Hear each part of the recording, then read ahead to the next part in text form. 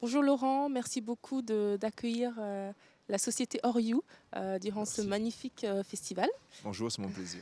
et puis de prendre le temps de discuter donc avec moi. C'est vraiment un festival super et cette année c'est spécial parce que ça marque le 55e année du festival.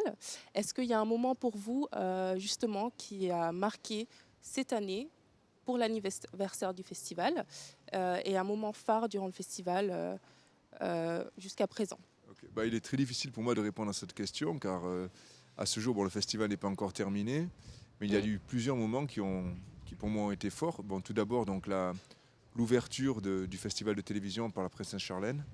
C'était sa première fois au festival de télévision. Elle a ouvert officiellement le festival. C'était un grand moment. Mm. Je pourrais dire aussi qu'il y a eu donc la remise, toujours par la princesse, de la Nerve de cristal à Patricia Arquette. Donc c'était vraiment Ah aussi ouais. également un très bon moment. Mm. Et j'insiste sur l'ouverture, ça a été également donc la projection en avant-première française de Empire, avec la présence de tout le casque et du producteur. Bon, pour nous, c'était vraiment un très bon début pour cette 50e édition. Après, bon, le petit plus cette année, c'est la soirée qui a eu lieu hier soir au Beach, Mm. avec donc c'est la soirée, on appelle ça la soirée anniversaire, qui a réuni tous les talents, producteurs, réalisateurs qui étaient invités au festival de télévision. On a tous passé un très un agréable moment, pardon, au Beach.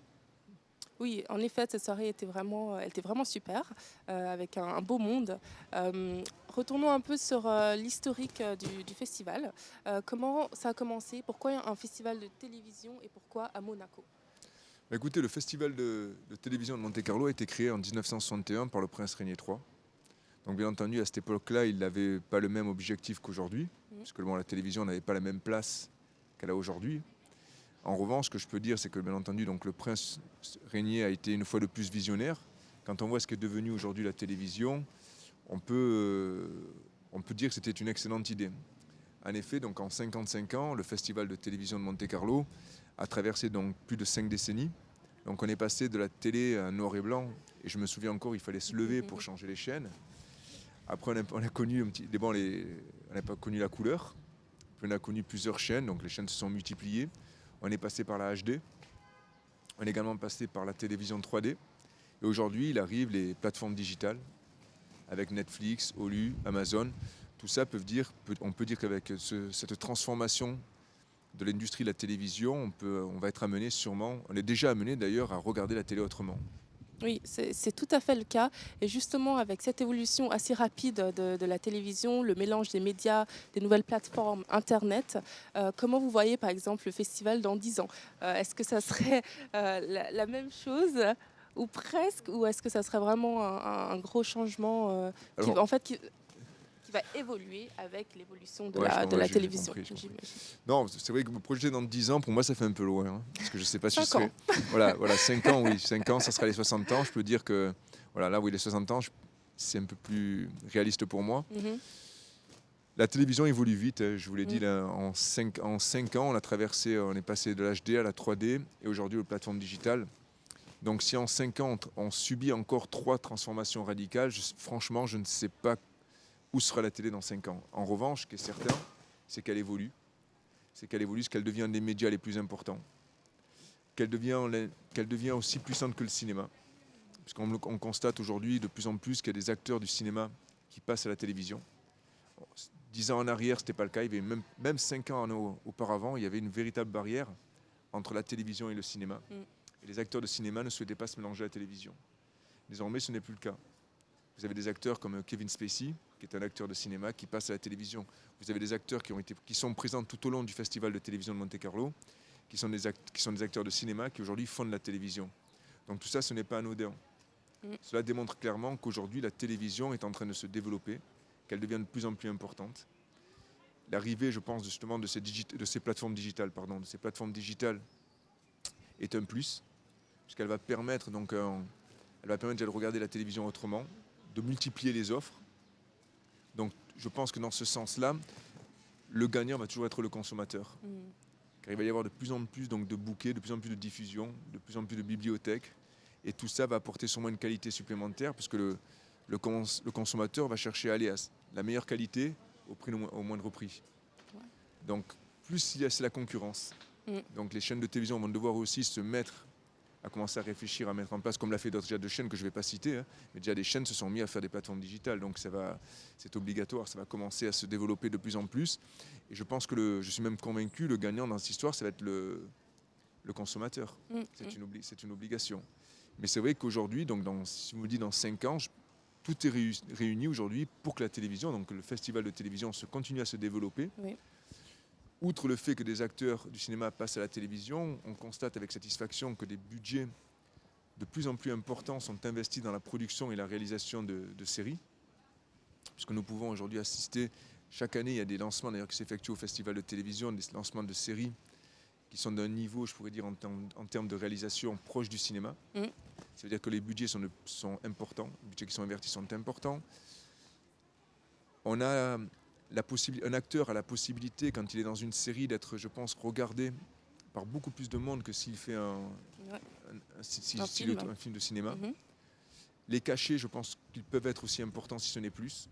Quand on voit déjà qu'il y a plus de 7 ans, je crois qu'il y a 10 ans, dans Friends, ils gagnaient pratiquement 700 000 $ par épisode. Donc je pense que les acteurs de Friends à l'époque n'avaient rien à envier aux acteurs de cinéma d'aujourd'hui. Ah oui, c'est sûr. Il y a toujours aujourd'hui des séries qui sont comme Friends à l'époque, c'est-à-dire qui marquent. Et donc, si on veut continuer, il faut payer les acteurs. Donc, il y a vraiment tout un business qui s'est mis autour de la télévision, qui aide à la télévision, donc pas la télévision, pardon, c'est même plus la télévision, qui l'industrie de la télévision à se développer. Oui, certainement. On ne peut plus parler de la télévision, puisque justement, je viens de dire que on regardait la télévision différemment. Aujourd'hui, on peut regarder la télévision sur son ordinateur, sur son iPhone, sur sa tablette. Donc, il y a vraiment... Oui, on regarde la télévision plus comme avant. Il y a tellement de formats que voilà, c'est plus comme avant. Justement, Share You, c'est un réseau social et en fait, on a aussi sur ce réseau ce qu'on appelle le Social Web TV, donc la télévision sur le réseau social. Et l'idée, c'est de promouvoir l'action solidaire. Quel est pour vous l'impact positif sur l'humanité en général de la télévision et comment la télévision peut amener vers l'action solidaire, l'unification de l'humanité pour le meilleur, pour l'avenir en fait de l'homme? Je lisais dans le Nice Matin de ce jour, je pense, hein, Stéphanie Kramer, qui jouait dans Rick Hunter, qui avait un rôle, donc, qui était la coéquipière, le sergent avec Rick Hunter. Elle disait que son rôle, donc, elle était avec un homme qui la battait. Et elle disait que justement, elle avait été enchantée par ce rôle, car son rôle avait justement pu, si vous voulez, servir à un tas de femmes battues. Pour prendre justement les initiatives qu'il fallait, les décisions qu'il fallait pour pouvoir se séparer justement du mari qui la battait. Rien que pour ça, je pense que la télévision peut tout à fait... La télévision est un média, c'est un véritable média, donc, qui est joué par des rôles, par des personnes qu'on appelle des stars, qui sont, c'est-à-dire adulées par des fans.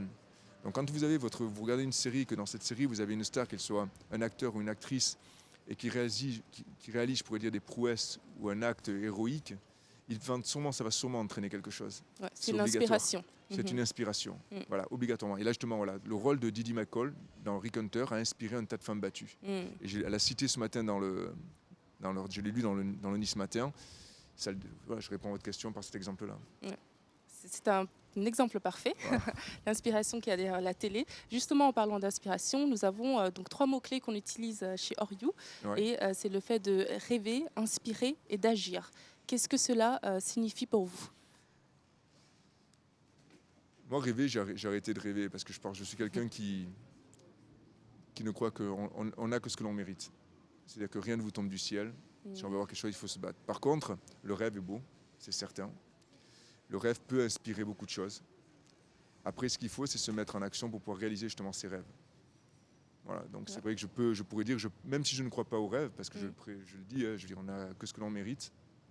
En revanche, le rêve crée l'inspiration. Ça, c'est exact. Je partage donc votre baseline, votre idée. Toute dernière question. Quelle est donc votre série télévisée préférée, justement, étant au Festival de la télévision? Est-ce que vous avez quelque chose, bien sûr. Série que vous adorez? Ma série préférée française, c'est Engrenage. Ah oui, j'ai regardé toutes les saisons. Je trouve que tous les acteurs, d'ailleurs, ils étaient là cette année au festival de télévision, tous les acteurs du premier rôle au rôle secondaire, au dernier rôle, ils ont tous, je trouve, parfait dans la série. J'adore cette série, c'est comme ça. J'ai bien aimé aussi la saison 1 de Braco. Et au niveau, après, au niveau international, il y en a tellement. Et bon, j'aime beaucoup The Walking Dead. Oui, super, ouais. Là, Super j'ai vu série. la première épisode d'Empire. Je crois que je vais acheter le Ah oui, reste. Ouais. je vous le Ouais. conseille même. Ouais, je pense qu'il paraît que c'est bon. Les critiques sont formidables. Il y a 18 millions de personnes qui l'ont vu aux États-Unis. Donc, je pense que je vais la regarder également. Après, j'ai beaucoup aimé Homeland. Il y en a, j'ai aimé. Il y en a beaucoup aux États-Unis, il y en a beaucoup. Après, en France, c'est vrai que j'ai vraiment flashé sur Engrenage, la saison 1 de Braco. Ça m'a vraiment, j'ai trouvé vraiment super. Très bon produit. Après, oui, vous avez aussi Hawaii Five-O, Oui, qui qui est est super. aussi. Je regarde souvent et qui est. D'ailleurs, je trouve que c'est digne du cinéma, cette série. En tout cas, merci beaucoup C'est d'avoir moi pris qui le vous temps remercie. de discuter avec nous. Et puis, bon courage pour la fin. Oui, c'est la dernière ligne droite maintenant, oui, tout à fait. Voilà, et bonne journée. Merci, à bientôt. Au revoir. À bientôt.